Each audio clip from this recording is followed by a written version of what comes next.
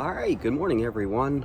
Welcome to another episode of Busted Nuts Garage, where we're going to do a little bit of work on the 67, very minor stuff, but this is leading up to a cruise night that we're going to be going to later. I have actually found a couple things a little disturbing on the car. A little disturbing, but if you remember in our last episode when we went out to look at the classic finds, I had mentioned that we had a transmission leak, so I'm going to look it up underneath there and check that out. I still am not happy with how the transmission shifted or shifts, and I have adjusted the bands before, but I think we're going to readjust the bands today and test that out as well. A couple other things I'm going to look at. The engine compartment in the paint in there is only about 5 years old, and I come out the other day before we took off to make the last episode, and I found some cracking in the paint up there across one shock tower and in the front on the radiator support. So I believe it was just extreme temperatures that did that, and I know that's kind of a funny thing here in Florida, but I do believe that might be what happened. Very cold mornings, fired it up, heated up the engine compartment, might have cracked it. I don't believe there's any structural damage to the car or anything structurally going on to the car, but we're going to check that also while we're underneath the car. And last but not least, the front bumper on the driver's side, it's loose. First I caught it like that. I just saw it sitting kind of funny, and sure enough I grabbed it and it moves around. So some things are working loose maybe, and I don't know why. So just going to do a quick inspection on the car, and then we're going to get it detailed up, and then we're going to head out to Racers and Rods cruise night at Culver's on Tamiami Trail, South Tamiami Trail, just south of Clark Road on 41 in Sarasota, and we're going to go check out his cruise night. So anyways, but before we do, I got to do a little bit of maintenance on this. This should take me 30 minutes, an hour, 3. It always takes longer than it should, so I'll probably run late, get there after dark, won't be able to take good shots. Yeah, it's going to turn out awesome. Let's get to work so we can go have some fun.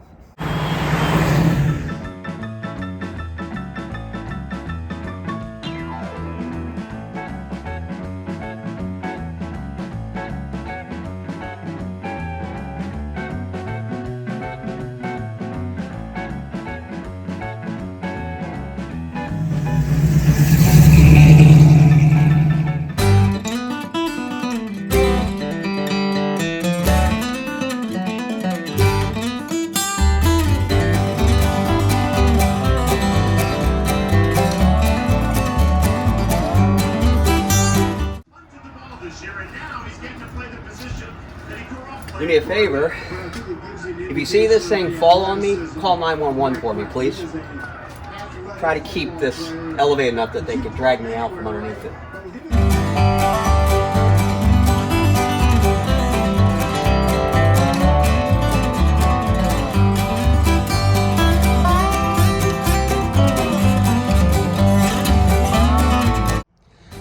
Well, folks, we got her up on the jack stands without knocking it over and killing me, so that's cool. But here is one of the reasons why, just another reason why I'm underneath this car today.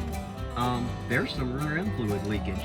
Now, it's not a lot, and it looks like it's ending about here, which is okay. It's not even getting to the bottom of the pumpkin, but I don't like leaks. So, and it shouldn't leak. So either that has loosened up, like 500,000 other things apparently loosened up on this car over time, even after I've kept a check on it when we first put it on the road, or we have a poor seal here and I may have to put some gasket sealer. But this is why I'm doing this. I am going to basically look the car over and look at a few things, bow to stern, just to make sure I'm not missing something really obvious that could be dangerous, which is why I'm seeing a lot of this stuff. Or anyways, regardless, I think it's good to always do this, right? I'm sure you guys do this at home.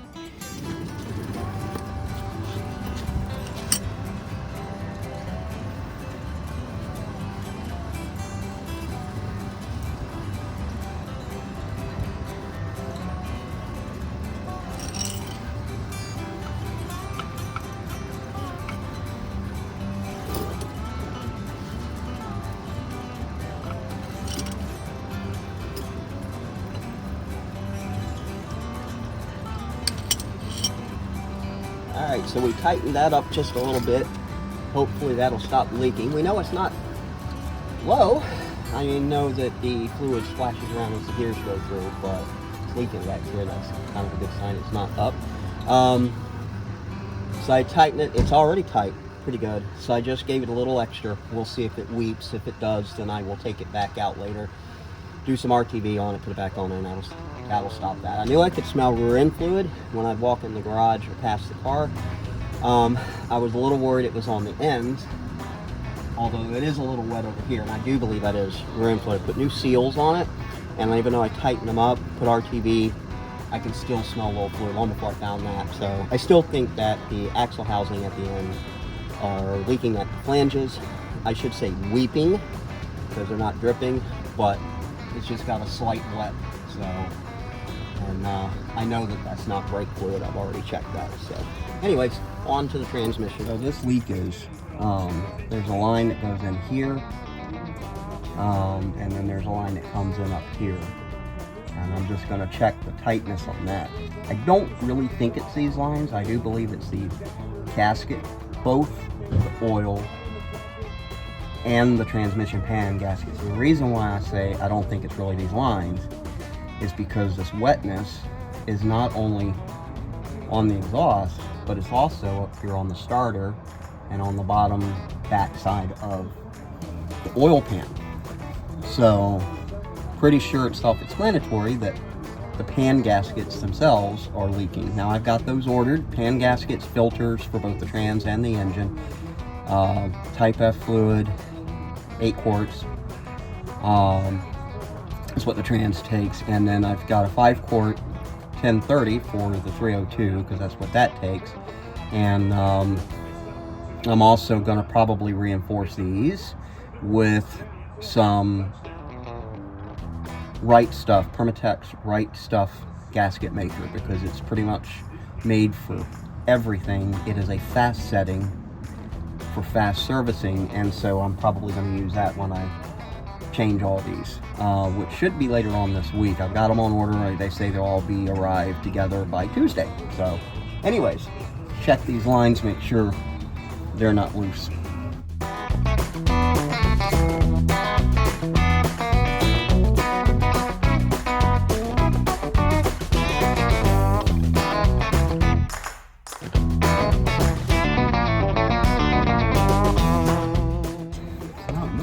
So I think that one's tight.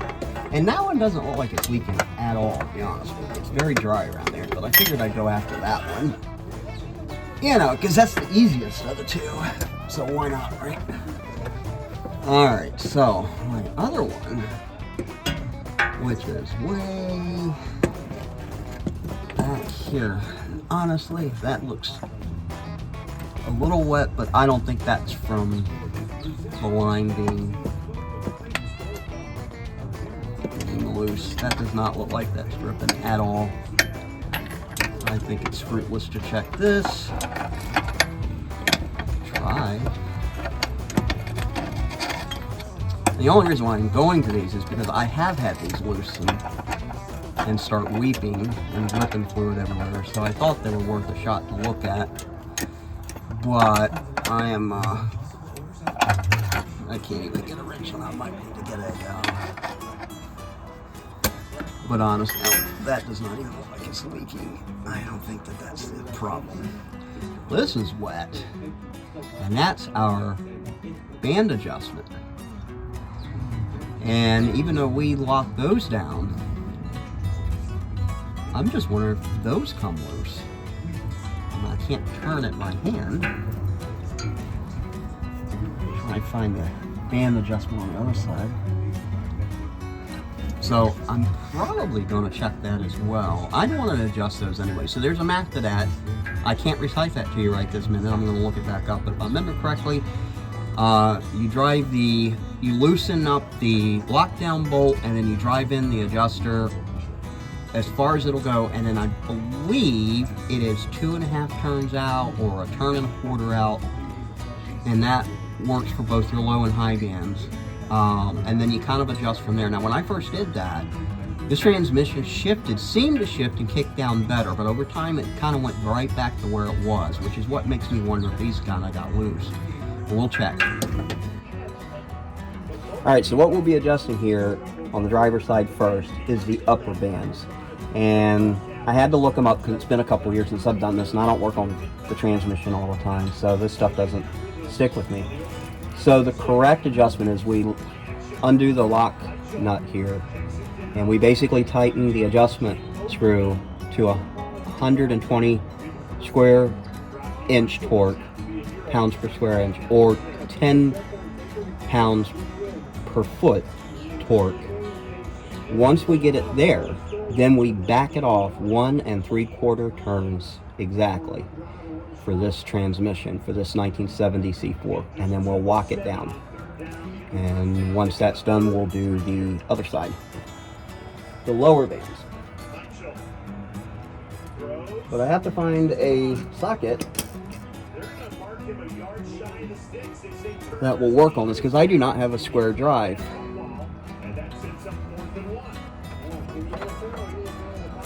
So we'll see if we can make this work, because I think what I did the last time, to be honest with you, because I didn't have a square drive and I'm too dumb to go buy one after I find out I need something, is I did not adjust it with a torque wrench. I just drove it down. That seems like that's gonna work. I just drove it down and then backed it off. So maybe, because I didn't follow instructions correctly, I didn't get it right the first time. Wouldn't be the first time I didn't get it right the first time. So anywho, so that's what we're gonna do. And it's, if you don't have a 1/4 inch square drive, if that's what yours takes, I'm using a 3/8, and we'll see if we can make that work on the torque wrench without slipping. That will be the deal. So for the lock nut, it should be a 3/4 inch, and it is.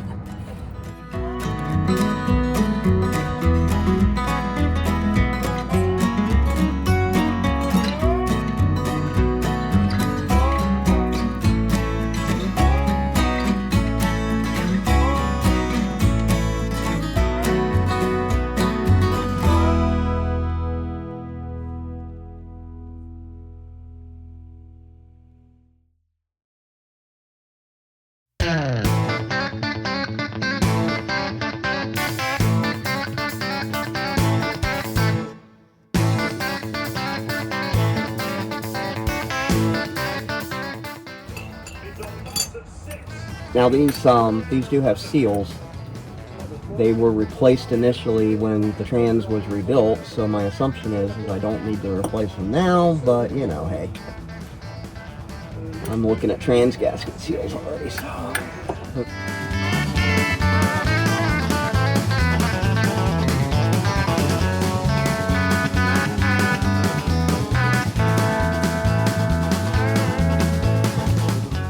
Should do is use a regular socket, drive it down, and then use the torque wrench last. That's a great idea. Thank you for suggesting it.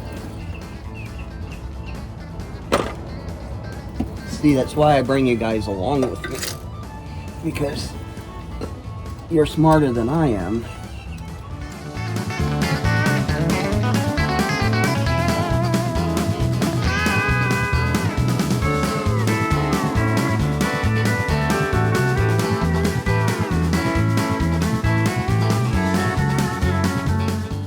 Alright, so she's...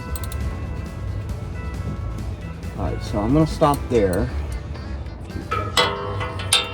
Pretty tight, so let's switch over to torque wrench. And I still got to try to keep this lock nut, right, from tightening up. We don't want that to happen while we torque this.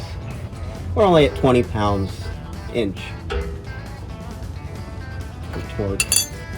I originally wasn't going to try to adjust the bands, but I got to thinking once I slid under the car, I'm like, why not, right?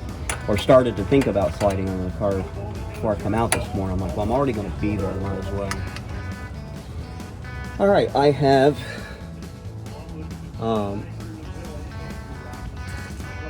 readjusted the height of the car, and kicked it a couple times, make sure it didn't fall down. So we should be good. That will allow me to get a pretty good rotation.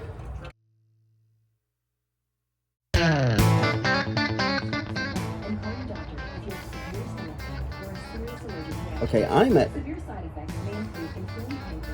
10 pounds torque. Foot, not a French. So now I need to back this out 1 at a quarter turn, 1 3/4 turn. So you're gonna have to help me count here. 1 turn. What did oh my, Sean Connery in The Hunt for Red October, 1 ping only. We're going to do 1 turn only, if I can get it.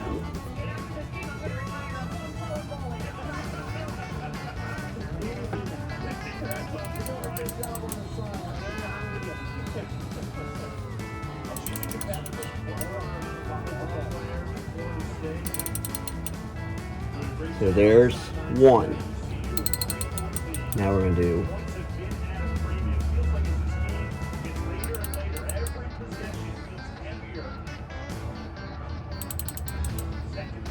and that's a quarter.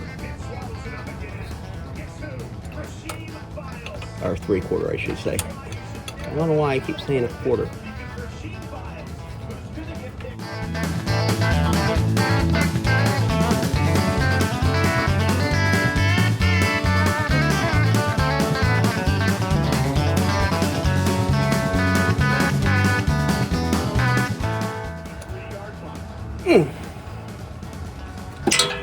Alright, and that is definitely further in now than what it was when I first looked at it. There was a lot more threads.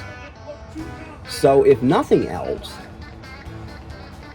now this side was dry, but if nothing else, maybe this helps the shifting that I'm feeling. So what's going on? I keep saying it's not shifting properly.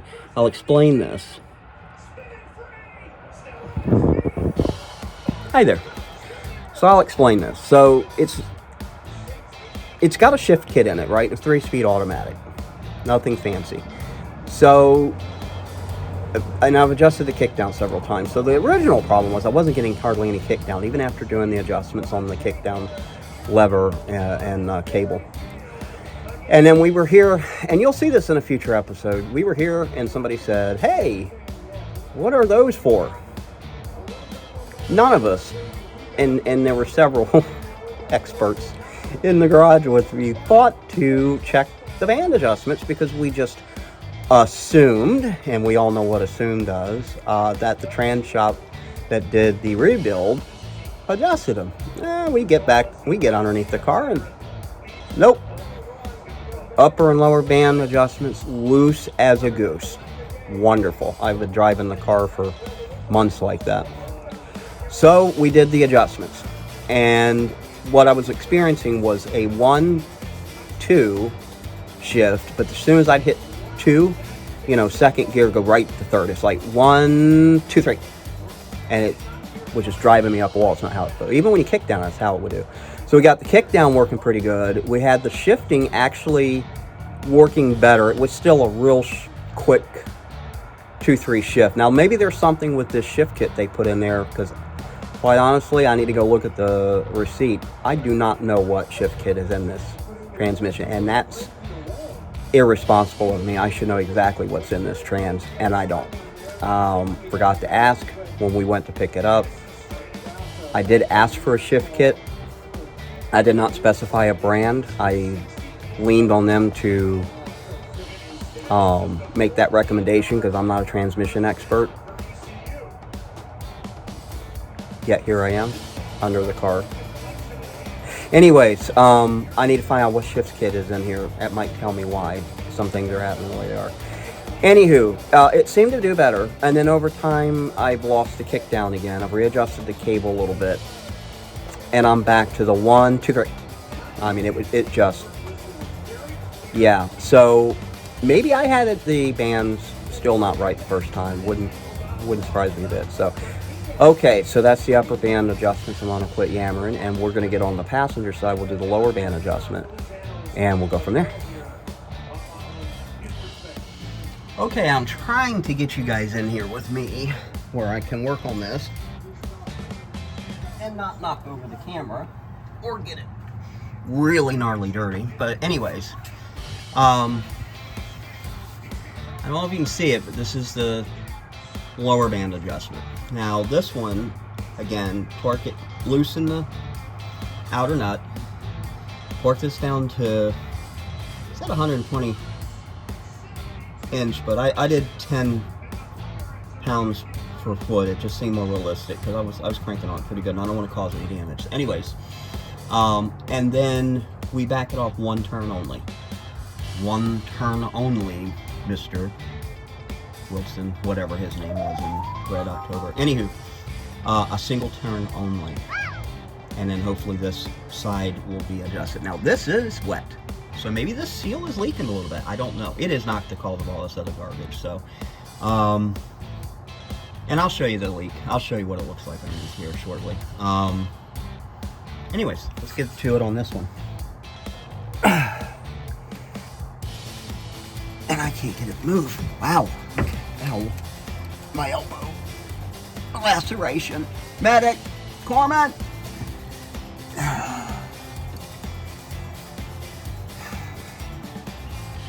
Wow. Okay. Wow. We're going to take a break and go to our sponsors. When we return, we will have band adjustment attempt number 2. We'll be right back. And we're back! Oh yeah, we don't have any sponsors. I forgot about that. Actually, what I needed to do, because it wasn't giving, is I needed to handle some business under this car. It was pretty violent. I didn't want you guys to be witnesses to it.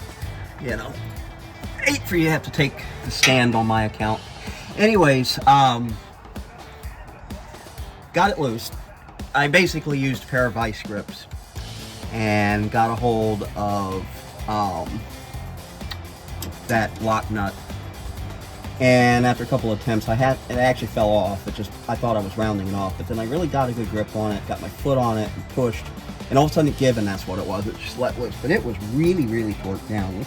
So now we're going to, I don't know if I'm going to be able to get the torque, sadly. I don't think I'm going to get the torque wrench socket, whatever you want to call it, on here. It's boogered up pretty good, so I'm trying to get a good handle on it with this. There we go. Because then I got to come in with this another way and tighten that centerpiece down. But anyways, had to get it loose. It was not real fun. Come on, just all I need is a good grip. We all need a good grip, but I digress.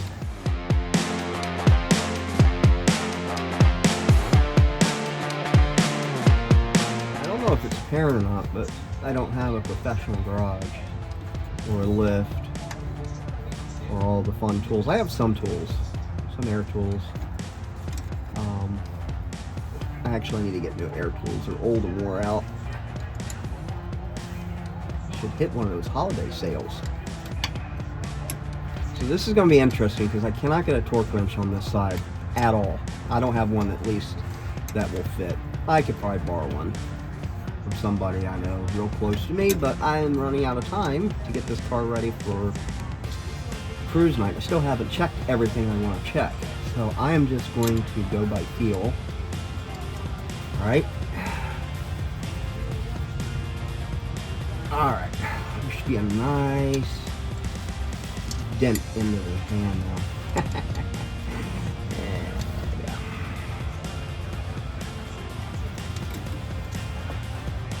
Okay, that last little bit I want to go, can't get it on. You got a sign from above, leave it alone, stop, don't go any further. I suspect probably so.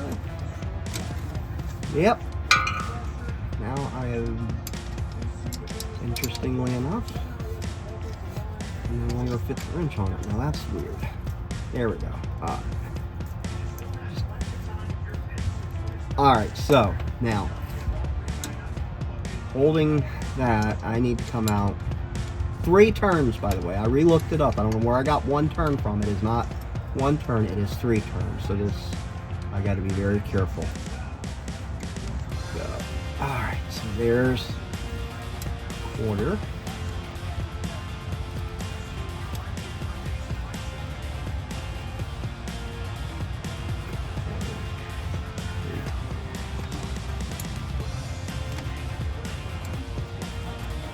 One turn, are we all in agreement with that? Okay, good. I'm glad we are.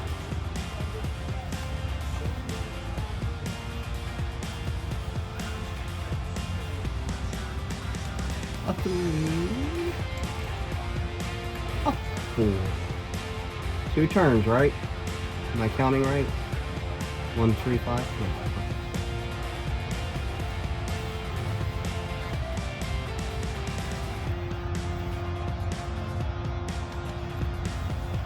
This falls out, it's your fault if you're not paying attention. I'm relying on you. Wouldn't it be nice to be together? Okay, so I did not loosen it a lot like the other side. Maybe she'll shift a little better. Okay. The other thing I should do while I'm down here and I'm not is take the speedometer cable loose and spin it to see if my gauge speedometer spins around up there, because what happens is I can't keep speedometer cables in this car past 6 months. And somebody told me that, and I had never read this, seen this, or knew about it. I just assumed that it, hey, there's that assumed word again, that there was grease pre-injected down there. Apparently there's not in a lot of these. They bind up and they break. So either my gauge is worn out or this is another broken speedometer. But the gears are fine. I've already looked at the gears. Not shift are fine. They spin fine. I just need to get a drill on it and spin it and see if my gauge works. If it don't, then most likely it's either broken up there, the gauge is worn out, or my cable's broken, but regardless. Oh, and I'm going to be going to look at some OEM gauges on Monday, so I'm going to pick those up just for the heck of it and always use them. Alright, so bands are adjusted. Moving on. Alright, I'm taking a break, cleaning up a little bit because it's quite greasy underneath. And I'll show you the wetness underneath here in a minute. I told you I would. I'm going to pop the hood here in a minute. I'll show you also what I'm talking about as far as paint cracking. Just all of a sudden caught it. Wasn't like that when I did the show at church at Myrtle Lake. Remember that episode? The Angel Tree Car Show that the church and legendary drag racer Rusty Gillis and Tampa Mustang Club put on. The paint was not cracked then, and that's only been a couple weeks ago, maybe 3 now, since Christmas. So it's interesting to me. Usually cracked paint, you know, is 2 things, obviously. It didn't cure right, and then now it's shrinking or whatever. My bigger fear is stress cracks. I don't think that's it. But you know, it's gonna be worth a look. Just to be sure. I'd rather have a peace of mind. So that's what we're gonna check next. I'm just gonna look for anything up front, check the suspension, make sure that you know, nothing is flying under the radar that is going to cause problems, especially before I hit the interstate for the show down in Sarasota. May go back roads, I don't know. I don't like going interstate only because I have tall gears in this thing, 355s, and yeah, they I don't have a gear bender overdrive. I probably should put one in. Hey, there was a time I had a 5.0 fuel injected V8 with the AOD transmission, AC not transcooler, condenser, radiator. Had didn't go in here. We went old school, which is fine. I'm okay with that. I love old school. Would have been nice for longer distance driving to have that in the car. Would have been resto modded. Would have took the soul away from the car, I'm sure. But anyways, we stuck with the old school V8, and I'm okay with that. It's really easy to work on. Maybe more frustrating, but they're easier to work on. So let's pop the hood. I'll show you what the fun out. All right, so not sure if it's real visible. There it is. Now you can see it. Now, again, most people will probably look at that and go, oh, whatever, you know, just sand it down, paint over it. And they're right, I should. But it worries me, especially since I've seen all. Now this is probably just poor prep work on my end. Poor prep work on my end here. So most likely this cracking that I'm seeing is, you know, not a stress-related problem. But we're going to take a look at it anyways. All right, so under the car, just kind of give you a quick look of the leak that I was talking about. As you can see, it's weeping around the gasket, and even this is starting to leak. That wasn't like that earlier when I looked, but you can see it's come down between here. I'm really hoping it's mostly pan gasket and not a rear main seal. But I know that these Valley gaskets, they'll deteriorate, especially in the corner. So regardless, we're going to change all that. Pan gasket leaking as well, I believe. So this is what I was originally looking at. If you see the exhaust, that's what I smell burning. I don't like leaks. I think I've said that before. Did a quick check underneath here. Everything looks structurally good.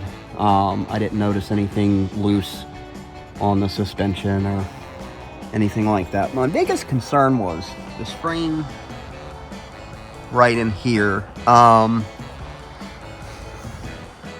Mainly because I know that had to be fixed when we put the torque box in.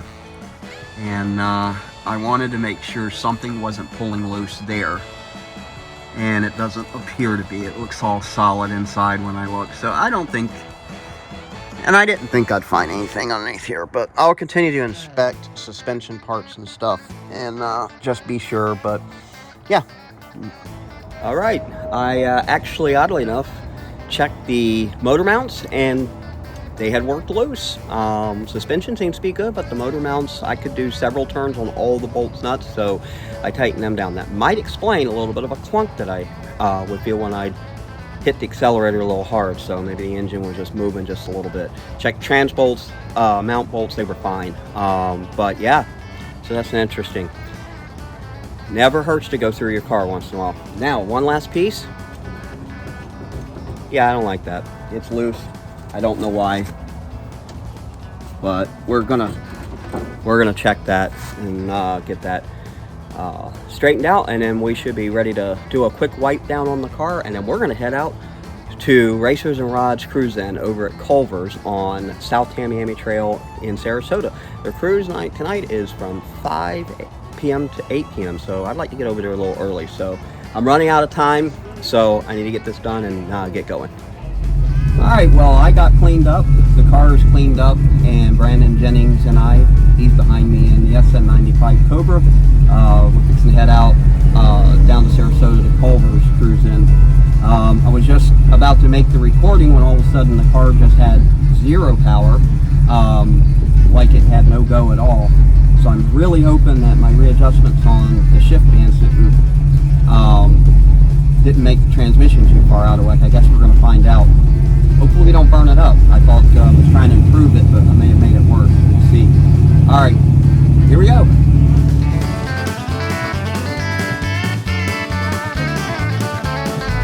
All right, so we've gone as far as down to Sarasota to Fruitville on I-75, and so far the car is running good. After we had that little bit of power loss there for some odd reason, when I got to some red lights, the shift point definitely seems better. It goes from 1, 2, then 3, and that should be about right when you're under normal acceleration. so 2 doesn't seem to be a quick shift. It seems like 1's a quick shift. So anyways, that's more of an improvement. So far so good. We're at our first stop light since getting off the interstate because of traffic backup. We're going to go back roads and we'll see how well it does.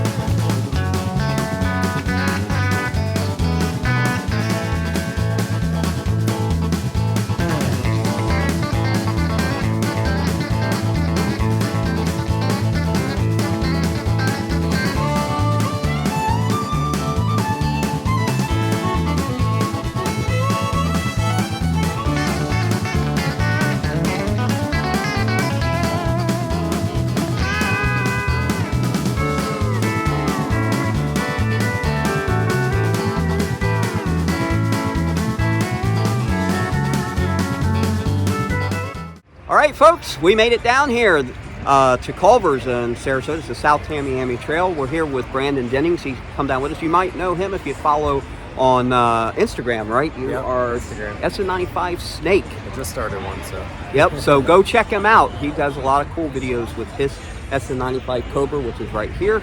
And anyways, we've got a great turnout back here, and we're going to walk through and see these cars. Hope you guys enjoy it.